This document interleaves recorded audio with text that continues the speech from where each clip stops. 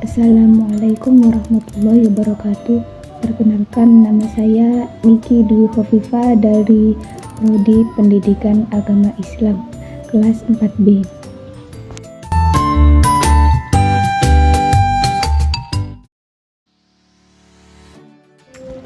Di sini saya akan menjelaskan tentang manajemen kurikulum dan peserta didik di lembaga pendidikan Islam.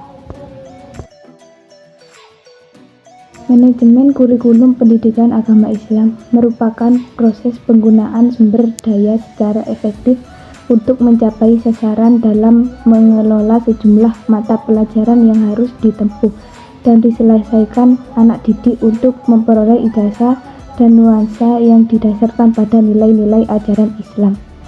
Kurikulum pendidikan Islam bertujuan menambahkan kepercayaan dan pemikiran dan hati generasi muda, pemulihan akhlak, dan membangun jiwa rohani. Ia juga bertujuan untuk memperoleh pengetahuan secara kontinus, gabungan untuk pengetahuan dan kerja, kepercayaan dan akhlak, serta penerapan amalan teori dalam hidup. Dalam manajemen kurikulum dan peserta didik di lembaga pendidikan Islam terdapat beberapa poin, yaitu kesesuaian kurikulum dengan nilai-nilai Islam. Pastikan bahwa kurikulum yang diterapkan di lembaga pendidikan Islam sesuai dengan nilai-nilai Islam, etika, dan ajaran agama.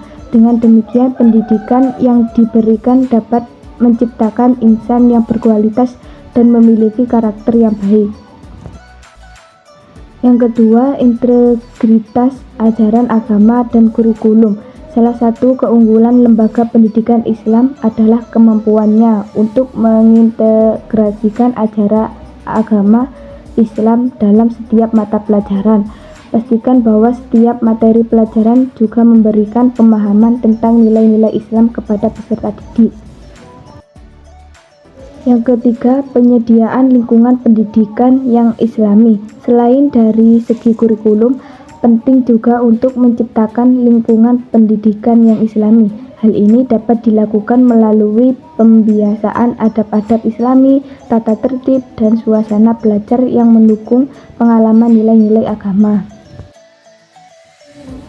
Yang keempat, pengembangan kepribadian Islami. Lembaga pendidikan Islam sebaiknya juga fokus pada pengembangan kepribadian Islami peserta didik.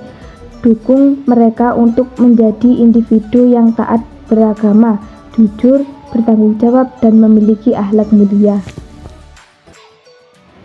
Yang kelima, keterlibatan orang tua dan masyarakat. Libatkan orang tua dan masyarakat dalam proses pendidikan di lembaga tersebut. Mereka bisa memberikan dukungan, masukan, dan bantuan dalam menciptakan lingkungan pendidikan yang kondusif bagi peserta didik. Yang terakhir, evaluasi dan monitoring.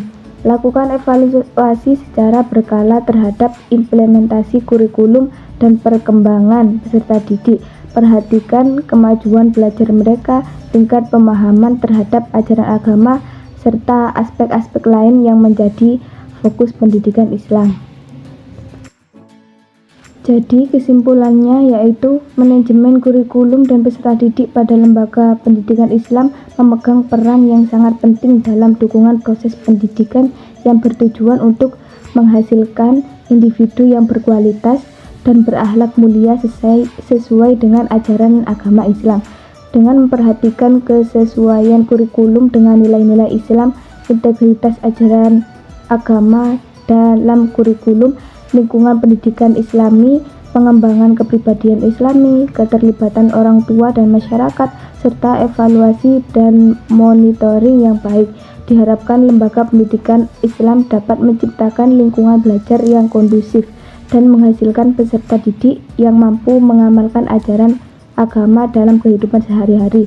Dengan demikian, manajemen kurikulum dan peserta didik yang baik akan berdampak positif pada perkembangan peserta didik dan kontribusi mereka dalam masyarakat. Sekian dari saya, kurang lebihnya mohon maaf. Wassalamualaikum warahmatullahi wabarakatuh.